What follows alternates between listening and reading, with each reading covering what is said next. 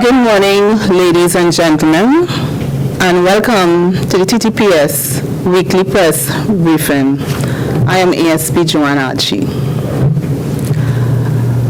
Police officers are to preserve the peace, detect crime and other infractions of the law. But who really is a police officer? We are the neighborhood boys and girls who have chosen law enforcement as a career. The responsibilities of a police officer on a daily basis are varied, and this may change each day along with the situations encountered. Police officers are constantly being faced with the unknown and the unpredictable. A normal day in the life of a police officer may include having to interview suspected offenders and witnesses to crime, provide security at accident sites as fires and car crashes, provide extra security at large gatherings, at social events, sporting events, and other public celebrations, conduct investigations into crime, provide emotional support to victims of crimes, conduct searches for missing persons, attend court and give evidence against criminals, meet with community groups to educate vulnerable citizens about crime prevention. Very often, we have to deal with drunk, disorderly, or violent offenders. And don't forget, delivering babies. We deal with people, and our constant contact with humanity often casts us in the role of psychologist, teacher, clergyman, parent, and sibling. We do have rules, however, and guidelines which dictates how as police officers we should conduct ourselves. But have you really given thought to the various roles a police officer performs in his or her line of duty? There are many things which can occur. The officer leaves his or her home and family to report for duty.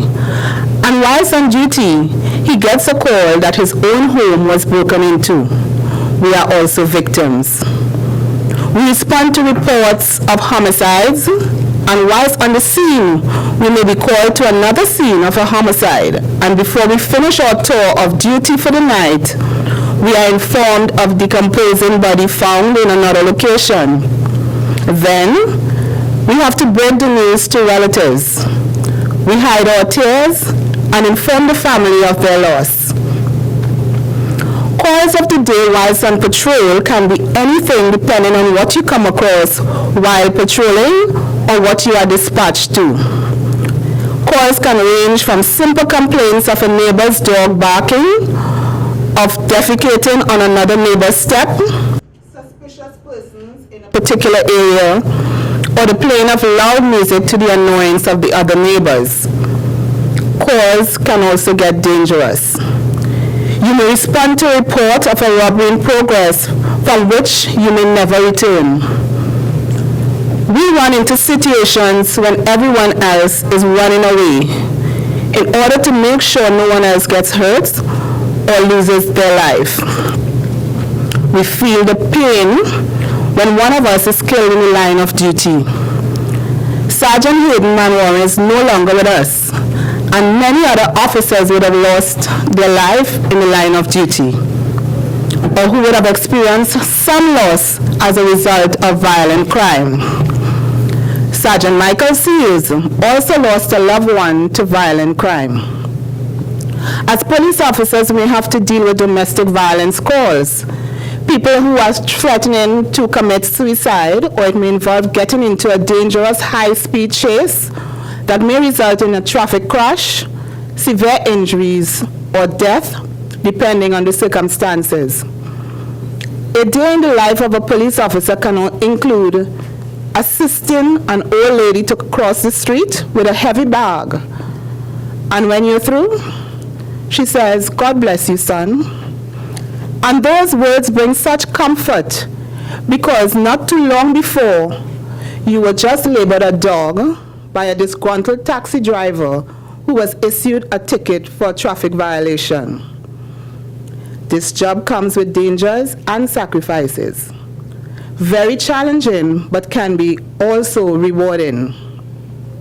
There may be many reasons for becoming a police officer, but perhaps the most compelling reasons are that the job allows us to make a difference, to make a change, and at times save a life.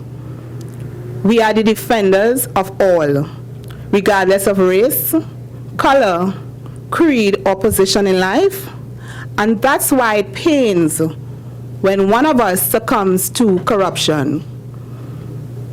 If helping people is what you like to do, this is the job for you. And the things you encounter every day are just a part of it. Having said that, I must add that this is the career path we have all chosen, and as we are aware of the old adage, to whom much is given, much is expected. And I repeat the call of the Acting Commissioner of Police when he asked for all officers to focus on our professional responsibilities. I want to remind members of the public, we deal in only one specialty service and we do not sell it. We provide that service to ensure that you all are safe. If you are arrested or you are given a summons for violating a law, don't try to buy your way out of it. The police officer is not for sale. Do not offer the officer a bribe. If you consider yourself right, then let the court determine, or you have an option to lodge a complaint at the Police Complaints Authority.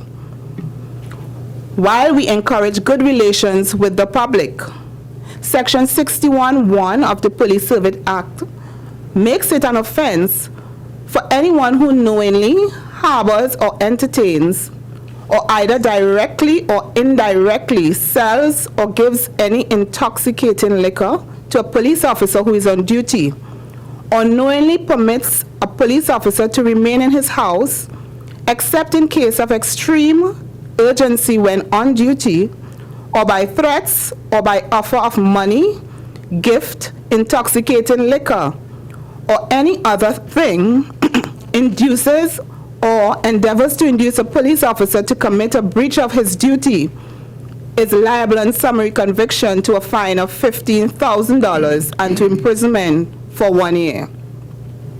Section 2 states, if a person who is the owner or occupier of premises licensed under the Liquor License Act or is employed in connection with the business of any such premises is convicted under this section, the record of the proceeding shall be forwarded to the licensing committee, which granted the license, and the owner or occupier, in addition to any other penalty under this section, liable to have his license forfeited or suspended by that licensing committee.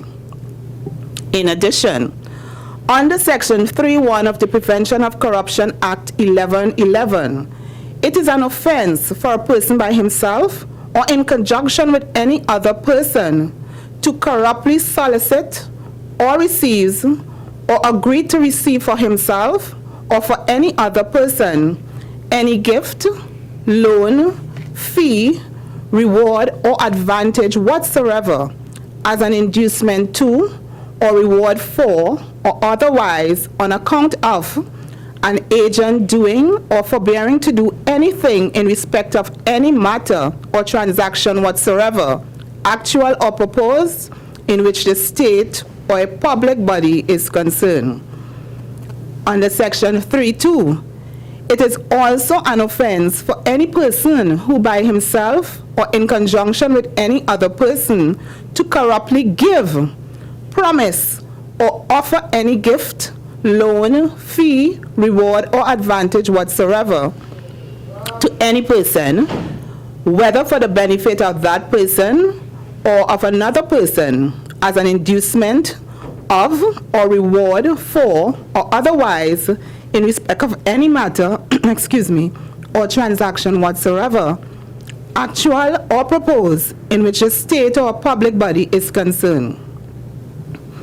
A person who commits any of the offenses aforementioned, whether on summary conviction or upon conviction and indictment, is liable to a fine of $500,000 and to imprisonment for 10 years. And in addition, shall be ordered to pay to such public body and in such manner as the court directs the amount or value of any gift, loan, fee, or reward received by him. Such person shall also be a judge forever, incapable of being elected or appointed as a member of a public body or of holding any other public office, and shall forfeit any such office held by him at the time of his conviction. We continue to ask you, the members of the public, to partner with us. Crime affects all of us. The safety of our community is a shared responsibility. We often ignore certain forms of antisocial activity occurring in our own neighborhoods. But what we must understand that crime spreads like a terminal disease, and it's only a matter of time before it strikes at your own doorstep. I want to assure the members of the public that we remain committed in the fight against crime. But we can only do so much, and we can do so much more with your input. I thank all of you who may have called and provided us with information which resulted in the solving of crimes. We want to urge you to continue to call us anonymously. We need not know your name, we just need the information. Call Crime Stoppers, call 555 or 800 TIPS, and let's work together to make our community a safer place. I thank you. I will now open the floor for any questions you may have. Ms. Archer, good morning. This is in response to the situation and Laventil, the joint police and army initiative that is still ongoing. Can you all tell us what's happening? 2 weeks ago, the commissioner said, a week ago, sorry, the commissioner said that, not the commissioner, sorry, Mr. Allen, Carlton Allen, the head of the IATF, said that they would rotate staff and officers because they were complaining of being overworked. Can you tell us, shed any light on what's happening with that initiative yet? Well, as far as I'm aware, the exercises are still continuing, and things are being, as we speak, are being discussed as to the way forward. So to give you a feedback at this point in time, I cannot. And with respect to the story in today's paper with the officers who've been detained, can you shed any light further on that to what has already been published, if anything at all? Well, I do not have the facts concerning that. I'm aware that there's an investigation, and that is all the information I have on that investigation.